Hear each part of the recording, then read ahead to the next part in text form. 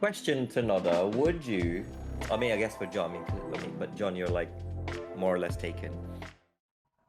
Uh, if um when you're on these apps, say if you're still on the apps, or if you ever will come back to the apps, and you find out, so this guy is visually very attractive.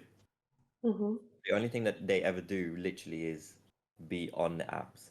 Like, I don't know, they work from home. They've got a job, but they work from home and they never really go out. And I don't know, you probably would find out that they've just been on Reddit relationships, like guys looking for girls type of things, or like always on Hinge. Would that be attractive to you? Well, initially, no, Yeah, because I wouldn't know what to talk to him about. yeah, And because when you're meeting someone, you have to find a common ground or a topic that you can both talk about. So if they present themselves in a way that there's no common ground, then I don't know what we can talk about then. yeah, It doesn't yeah, matter if they're good looking or not, like honestly, because like I value other things. So they might be really good looking, but then it's like, well, if they're always not doing things, then I'm like, well, yeah. And I it think makes you feel like they're not going to take you out on a nice place, or like if you've got a suggestion. Because I like exploring and I like going out doing lots of different things. And if I'm like, oh, I want to suggest this, or like, let's do that, and let's like go abroad here and do all these like fun activities no. all the time. Yeah, and if he's like, no, then I'm like, we're not matched.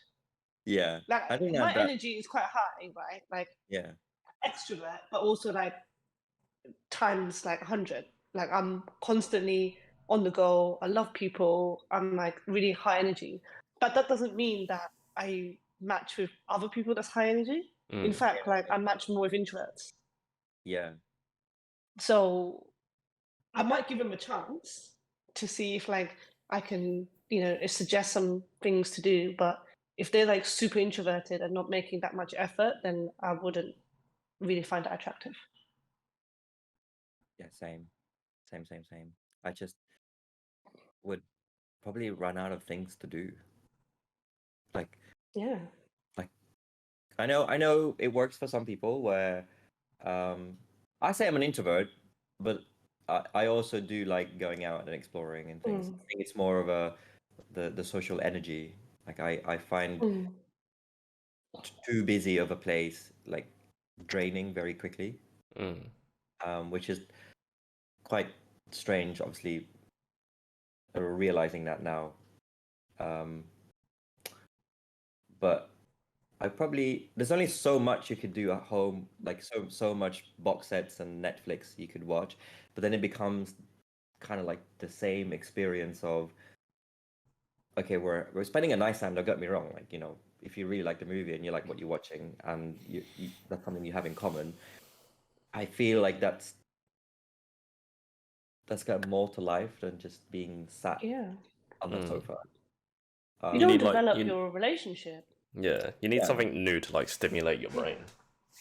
Yeah, I guess not so much new, but like I would happily go out with somebody where 20% of the time we're on the sofa watching the same shows on repeat, okay? Because it's the connection, it's the intimacy that you have at that moment that I enjoy.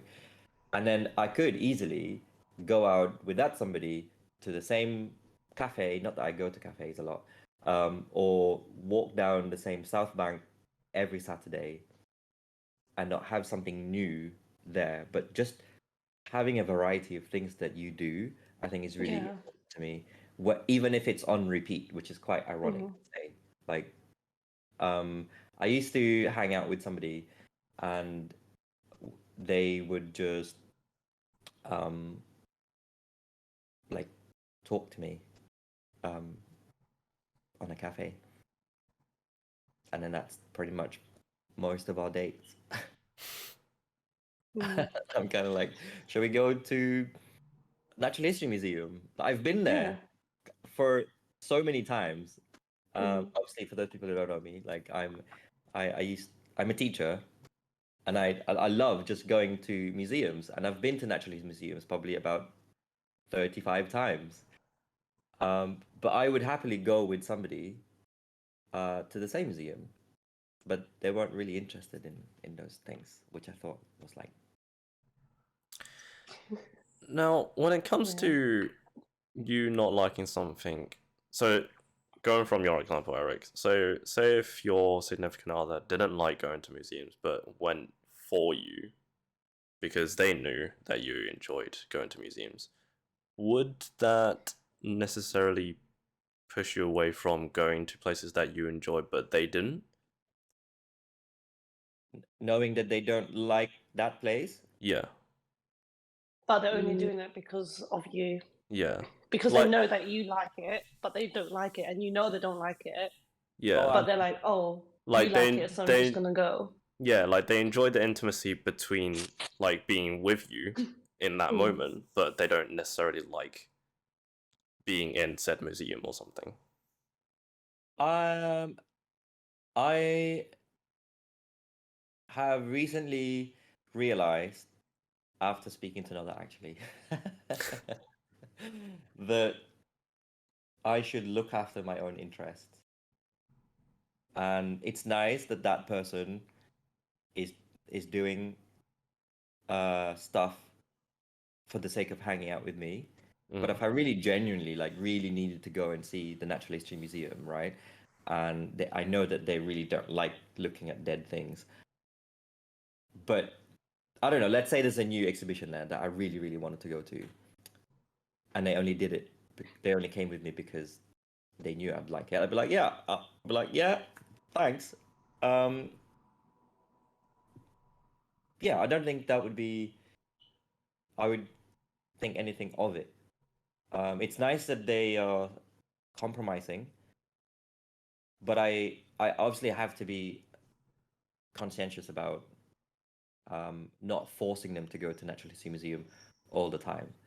Like, if that, I mean, I'm not mad for Natural History Museum in that way, but I really do like the place.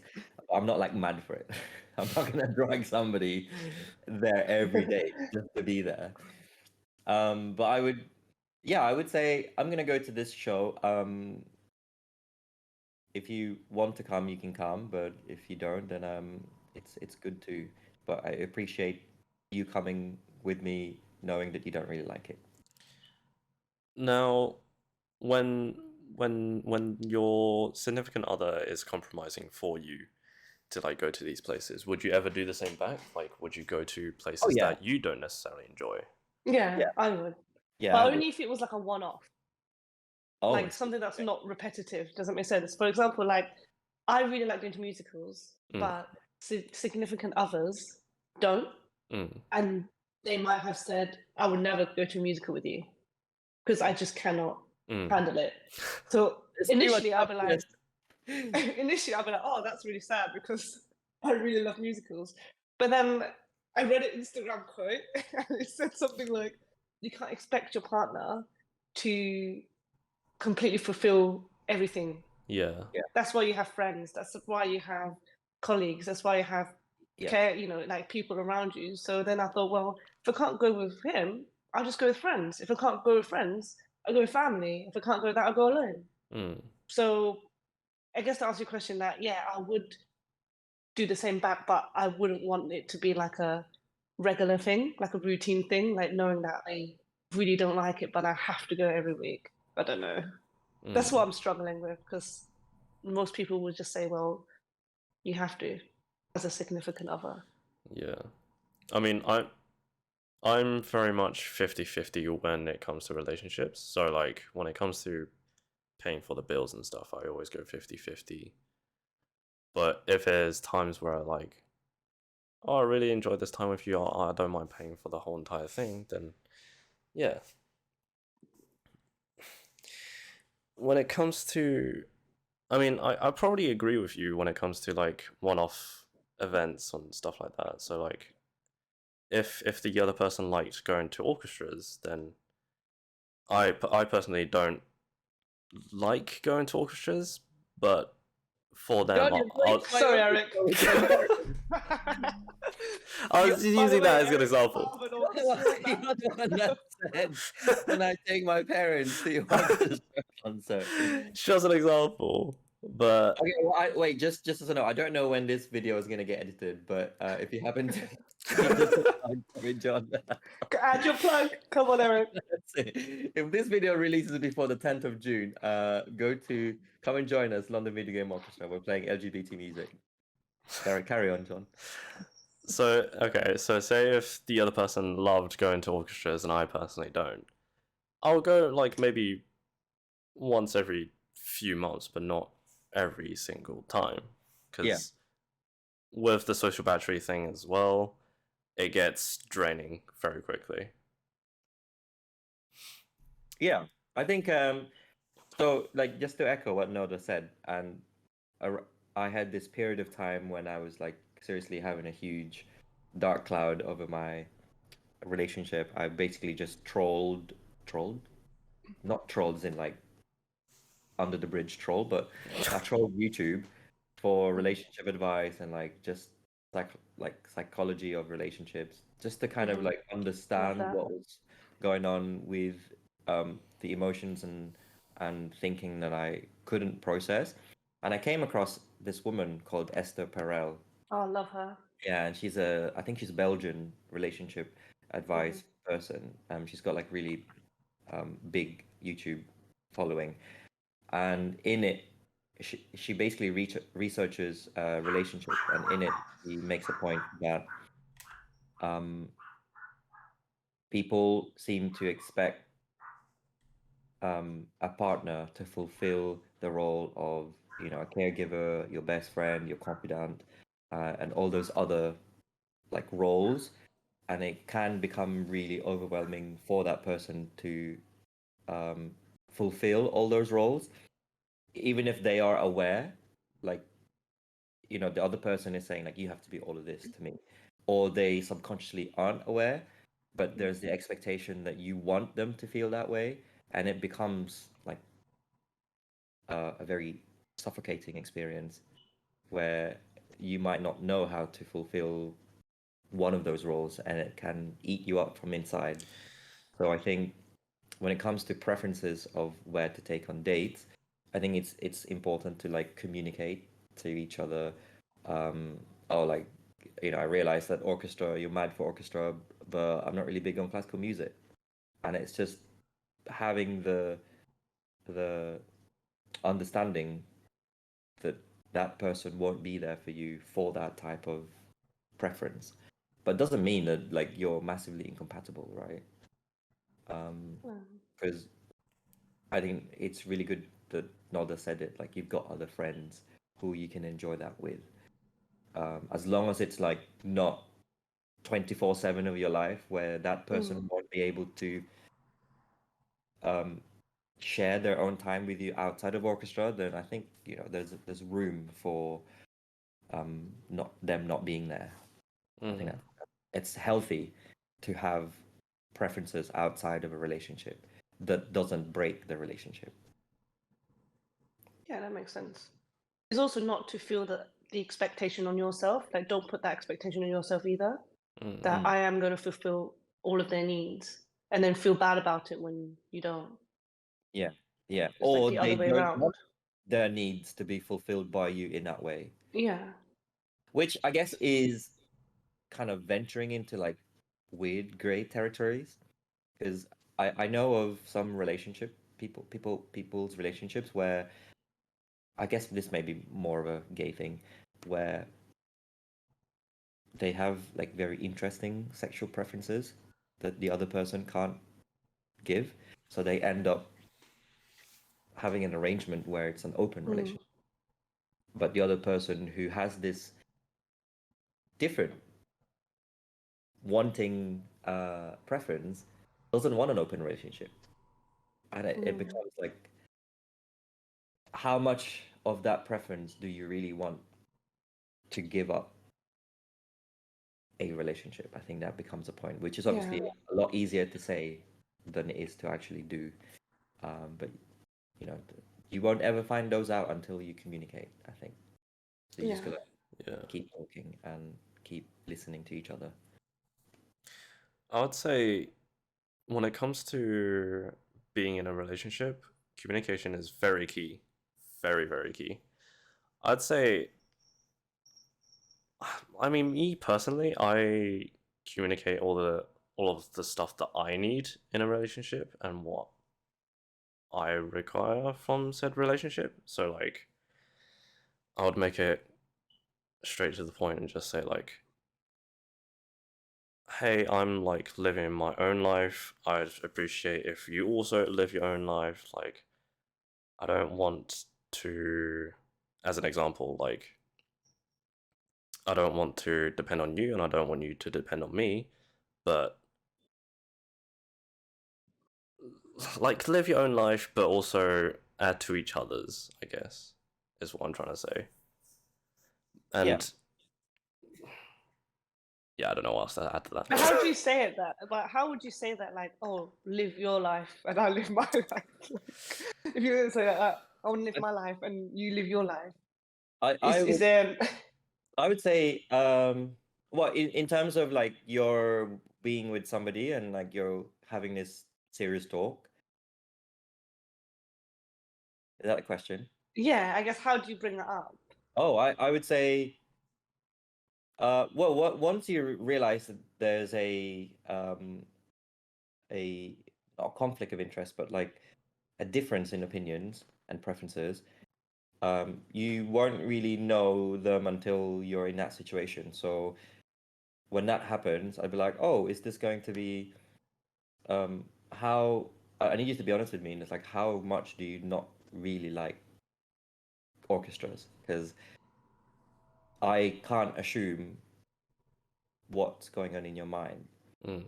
I'd rather you tell me, and then if I'm not saying it is for me, even though like I play in an orchestra, like if that is like a make or break for me, then I need to let you know that. So I would say, well, I play in like 6 different orchestras, and now and again would have concerts, and I'd really, really, really appreciate if you're there to support me. And if they say nope, nope, nope, I hate orchestras, like the sound of fucking oboes, they literally destroy my soul. And then I would say, okay, I would just say I'm happy for you not to go and support me in that way, but I know you would, like as a person, like you would support me just outside of the orchestra. Because they've then communicated their needs. Yeah. Like they've communicated back to you. Because communication isn't just at someone; it's with someone. Yeah. You can just talk, right? It can just be words, but if the other person's not listening, then you're just talking at each other. Yeah. I think pragmatically, it would be quite difficult in that situation because, like, let's say if I'm playing in 6 orchestras and I have to obviously attend rehearsals every week, how much time can I actually devote in a fair way to that person compared to all the other rehearsal times I have to have? It depends on what they need because your fare might be different from what they need. Yeah, and right?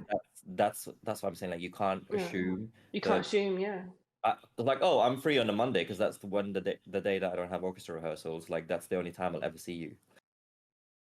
And then they'll go like, what? 1 out of 7? Live your own life. I live my life. Live your life. I'm not gonna live my life. Yeah, I got things to blow. So yeah, I think you just gotta let them know, depending on the situation and the preference that obviously is in question. I think you just have to bring it up and then see what they say. It's really difficult to talk hypothetically because people have different ways to gauge their own interests and like different ways to manifest those interests. Now, when it comes to actually talking to people, when it comes to like serious topics between you and your partner, would you say it's better to be texting or like texting about the problems, or would you prefer to be like face to face or like on a call? Anything but texting. Yeah. It has to be on a call. if I can see them even better, video call or face to face, the best. I'm And with what I tend to do is like, because I'm quite scatty when I talk, right? I jump from lots of topics. And if I'm talking to a partner, they can't really follow my train of thought because I just throw a lot of information out. So what I've learned to do over time is that I actually create bullet points. It's like I'm giving a presentation, but I have like bullet points so that I'm always on track with what I really want to say. Because I feel when you're emotionally charged, the emotions might take over and you end up just talking at them, and then they're like, whoa, I don't know how to process this information. Whereas I'm just like, ah. So for me, it's like writing bullet points and in person is much better. Yeah, I agree. I remember, I know that we like talking about relationships, but this came really useful in my professional life as well, where I had a huge disagreement with a member of staff, and I was so overcome with emotions where I was literally very, very angry. And they came to see me afterwards, which I knew they would go and do. So to prepare, I literally wrote down what was going in my mind on a Word document. And when they came to see me in my room, because well, John, you work with me, so they came to see me in my room to like discuss what happened. And I said to them, I said, look, I am seething right now, and you are obviously like higher up than me, and I don't want this to come across in the wrong way, so I've written it down. And here are the points that I would like to talk about, and this is the reason why I'm seething. That's so good. Yeah, it just helps like you to take control of what will happen during that conversation. Because if you feel like I mean, I tend to go on a tangent, as you probably would have noticed in this podcast, quite quickly. I tend to go off, especially when I'm like really heightened. I I just it's a different skill to write down those bullet points, but also it's a different skill to stick to those bullet points. So I have to be really mentally aware that I am like the level of my emotions as I'm going through those bullet points. And then like literally force myself to go, okay, I'm really getting angry and angrier the more I talk about this. I just need to like get back to bullet point 2. And I think it's really important, like it's really cool that we're talking about this, because especially when you brought up communication. Well, all three of us here have done GCSE English, right? So we should have some idea of like being taught how to communicate. But the reality is people don't know how to communicate. Yeah, that is very true. So these kind of conversations I've only really managed to solidify. I'm 34 now, and I've only really just managed to get my head around this. Like after speaking to like really articulate people like Noda, and people online who I would like literally listen to, and then just give me tips on what's the best way to phrase something. Like the bullet points thing, I didn't even know that until probably like 2-3 years ago. But I'd had like 10 years of professional life before that, and I reckon that would have made my life a lot easier, and like how to communicate in intense situations, not just professionally but also relationship wise, because quite a lot of like the conflicts that I had with friends and potential partners who sadly never became actual lasting partners was due to poor communication. And it's sad that people these days only know what communication is until it's late, until it's too late. Like a relationship have broken down, and not a lot of people don't even really reflect on what happens. So even smaller and smaller number of people develop these nice ways to be humans, because they're reflecting on what they're talking about and how they're communicating. It's and I think, you know, if this podcast will help contribute to that kind of conversation, that'd be really good, right? Yeah. And I really like how you said the example about you saying, I am seething, I am feeling this well, because I feel like even the word I is taking responsibility of your emotions rather than using the word you. You made me angry. You made me seething. You're taking responsibility. You're saying, this is how I'm feeling. And therefore, you open more of the space for communication. Because once you start saying, oh, you did this, you made me, it's very much like, all right, guards are up. We're going to fight Yeah. now. Mm. I'm in defense mode now. I'm in attack mode now. And you're not then listening to each other at all. Whereas I think Yeah. what you mentioned about saying I feel this is good because you're letting them know how you feel, and that Yeah. really helps with communication. Because you have every right to feel that, right? Like you have every right to feel angry. But if you Yeah, pretend you're absolutely. not, then Yeah. you're not being true to yourself either. I, yeah, I think it's so recently, I say very recently, um I did have a relationship breakdown, and in my head I assumed they knew what was going on.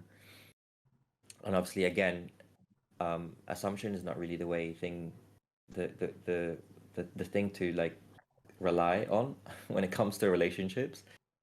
Um so but having been able, I think, hats off to that person. They gave me the space, and I did say I agree with Nodder. Like this would really be good to be told in person, but we didn't have any other option, so we did it over text. But in that text, um, they were kind of like, I guess, expecting for me to just point the finger at them, and say like, "This is what you did wrong," blah blah blah blah blah. I think, and then it's really important for me to say, this is how I'm feeling because of this that you did. So there's like a balance of, this is what I felt when this happened because you did this.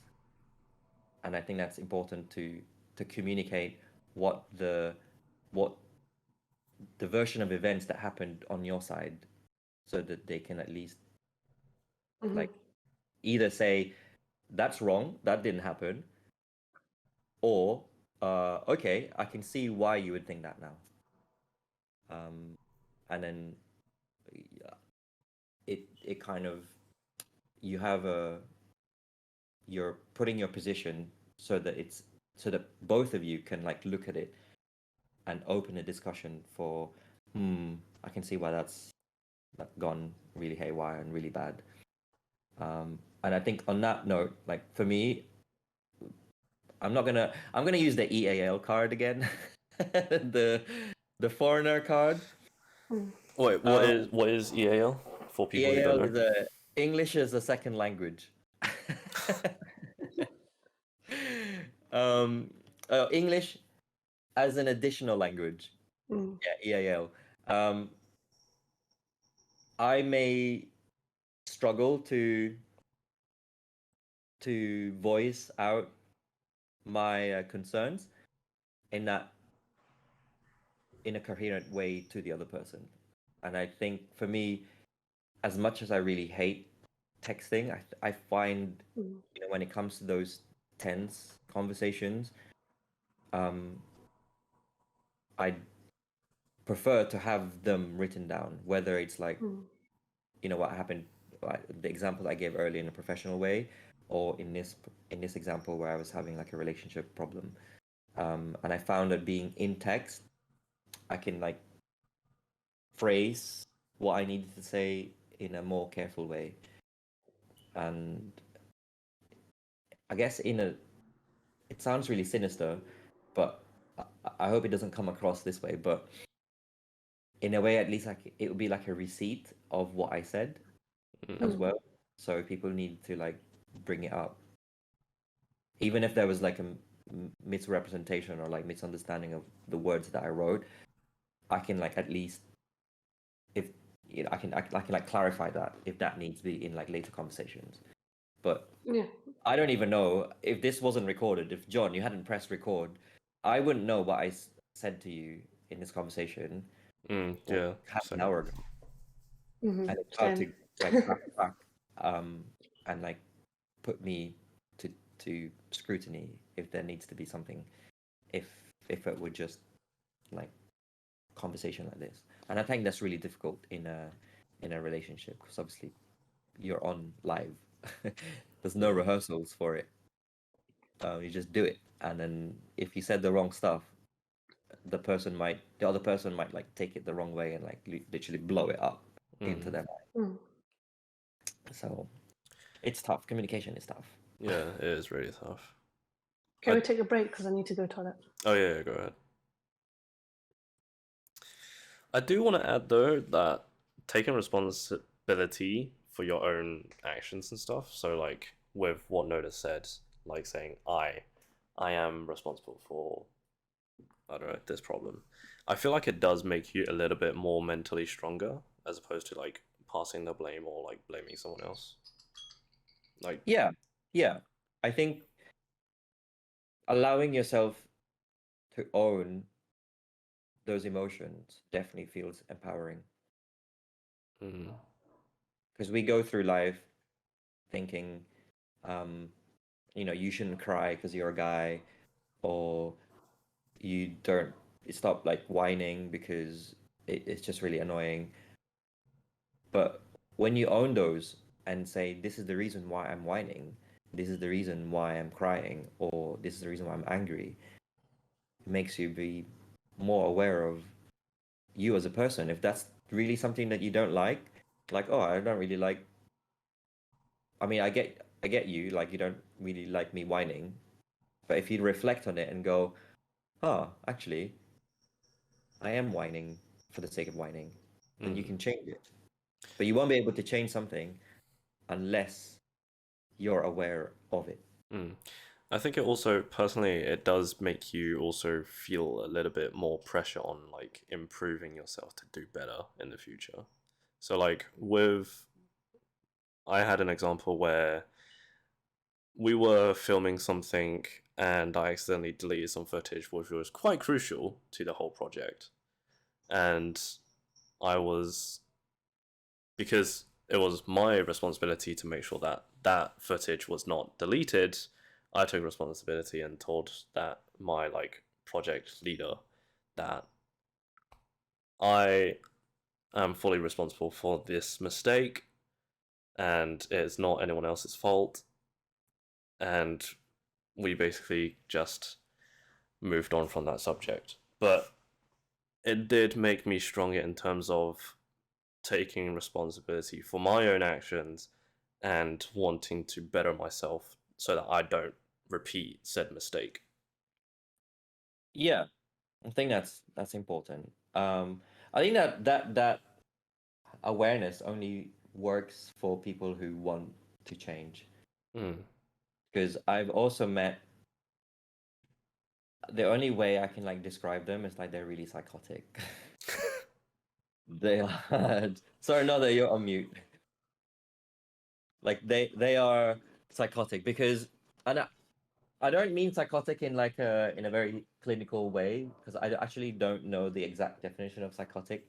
But I guess, but there's no other way to describe them, because they are aware of the impacts that they are having in me and the people around them, but they have no intention of changing. Like that's the only way I would. Narcissistic. Yeah, like They get a buzz from it. They love that. They love knowing that they've had an impact in a negative way. Yeah, on your life and others. It's tough to hang out with those type of people. Like if you like if you know, for example, that you have an alcoholic friend, right?